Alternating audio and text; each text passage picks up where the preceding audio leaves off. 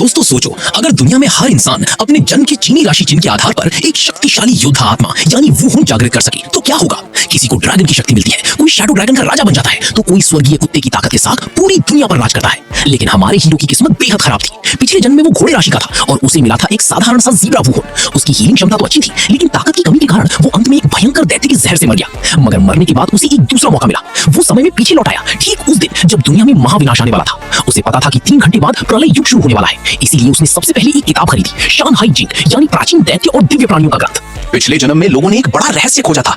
अगर प्रलय आने से पहले किसी दिव्य प्राणी की तस्वीर पर अपना नाम और जन्म विवरण लिख दिया जाए तो उसके साथ एक रक्त अनुबंध बन सकता है। लेकिन ये रहस्य दुनिया को बहुत देर से पता चला था।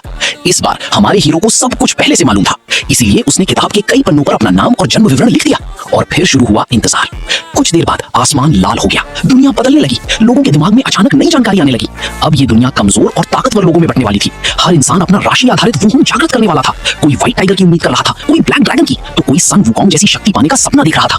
लेकिन जब जागरण पूरा हुआ तब हमारे हीरो के साथ कुछ ऐसा हुआ जिसने इतिहास बदल दिया। इस बार उसे ज़ेब्रा नहीं मिला, उसके सामने एक नहीं, दो नहीं, बल्कि 9 भयानक दिव्य और दैत्य प्राणियों ने प्रतिक्रिया दी। कियोंची, ताओती, किलिन, वर्मिलियन बर्ड, 5 पंजों वाला गोल्डन ड्रैगन और गोल्डन विंग रॉक जैसे प्राचीन अस्तित्व। यानी अब उसके पास 9 अलग अलग दैत्य वुहुन थे। हर वुहुन अपनी अलग शक्ति, अलग कौशल और अलग युद्ध क्षमता देता था।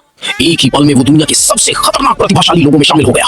लेकिन उसने अपनी असली शक्ति छिपाने का फैसला किया, क्योंकि अगर दुनिया को उसके 9 दैत्य वुहुनों का पता चल जाता तो पूरा देश हिल जाता।